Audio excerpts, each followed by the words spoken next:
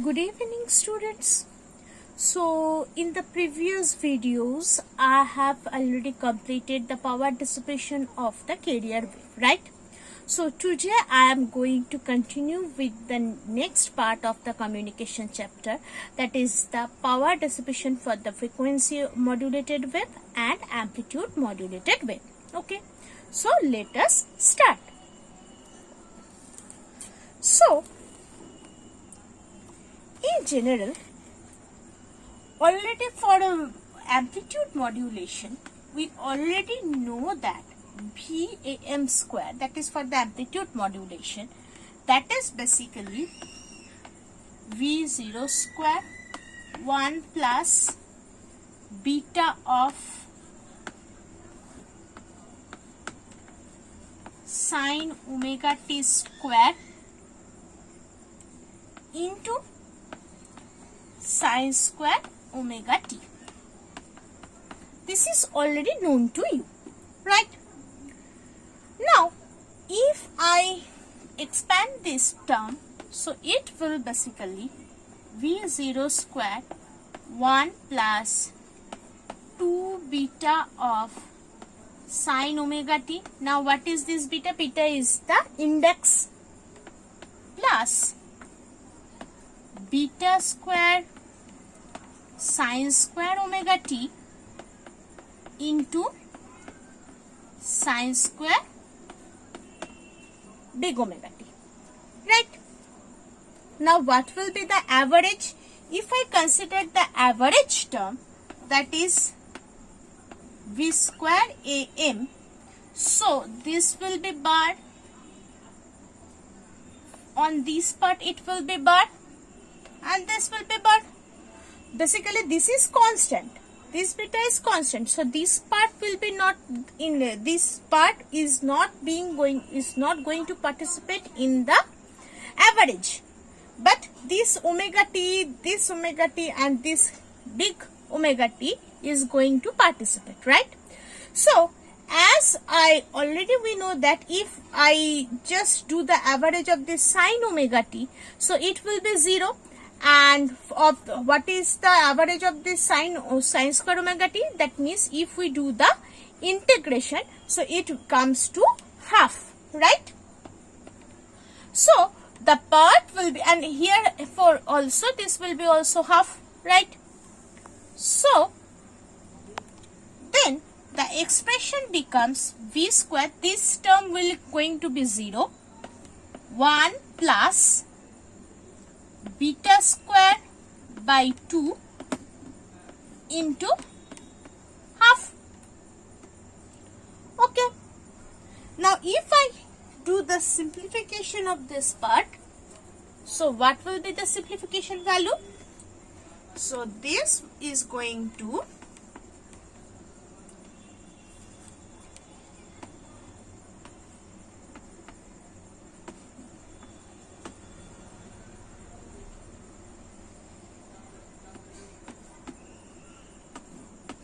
one plus b square, right? B square by 2 basically.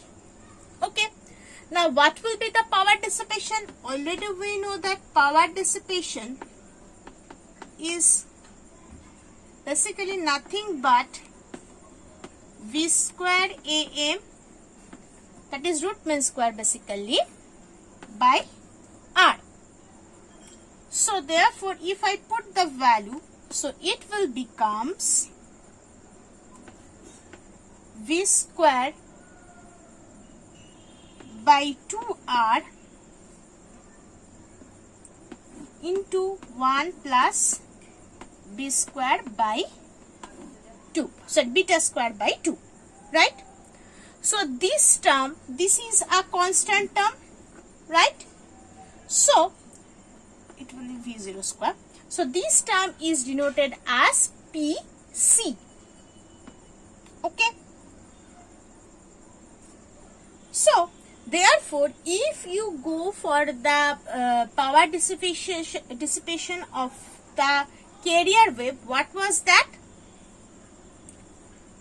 For the carrier wave, the power dissipation is basically denoted as PC, that is the power due to the carrier wave, that is V0 square by 2R, right? For the power amplitude, and for now we are getting for the power dissipation due to the amplitude modulation, that is V0 square by 2R into 1 plus beta square by 2, right? So this is nothing but your PC. So you can replace it as PC. So therefore, what is the significance of this equation? This basically signifies that the power dissipated in antenna increases in transmitting amplitude modulated wave compared to that in the transmitting only carrier wave. For carrier wave, it is only this part, that is V0 square by 2R, right? But when it comes for the amplitude modulation, this part is there, that is V0 square by 2R is there, but with that term, another term is being introduced, being multiplied, that is 1 plus beta square by 2, right? And this is basically the modulation index. This beta is modulating index. So therefore, when an amplitude modulated wave is being transmitted through the antenna, the power dissipation is being increased compared to the carrier wave by this term only. Okay. So what will be the amount of increase? If I continue, so let us consider that is P dashed. So amount of increase in the power dissipation, that is for the amplitude modulation minus PC. So for the amplitude modulation part, this is basically PC into 1 plus beta square by 2 minus PC. Taking PC common, 1 plus beta square by 2 minus 1. 1 is going to be cancelled out. So that term is basically this. So this beta square by 2 amount of power is being increased compared to the carrier wave in the amplitude modulation. Okay. So as per the example for the 100% modulation, if we consider that the modulation part is being 100%. So if it is 100%, that means beta equal to 100%, which implies that will be 1, right? So what will be the value of PAM? The value of PAM is going to be, that is power dissipated due to the amplitude modulation, that is PC into 1 plus beta square by 2. So therefore, it will be 1 by 2. That will be basically 3 by 2 of PC. That means increase total power dissipation in the amplitude modulation is 3 by 2 of PC, and the increment is going to be basically half of PC. That means amount of increase is nothing but the 50%. Okay. So therefore, it may be noted that the additional dissipated power due to the amplitude modulation is equally divided between the two side bands, that is dissipated power for each side band. Okay. So this part is going regarding to the amplitude modulation. Next, if we consider the frequency modulating wave. So for the frequency modulated wave,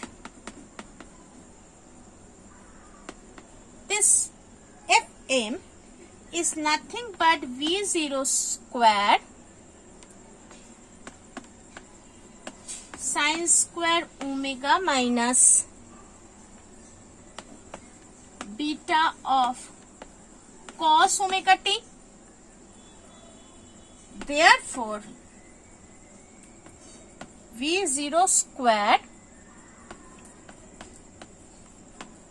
sine square phi fm.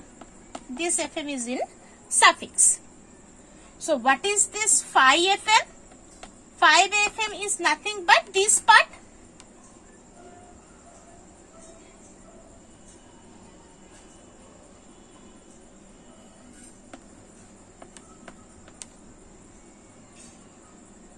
Okay, so I am not writing it here. Okay, so therefore what will be the average? So nothing is the power, average will be this part, and this again sine square phi m. So sine square phi m is nothing but the half, right? Into half. Okay, so what will be the energy dissipated by the antenna?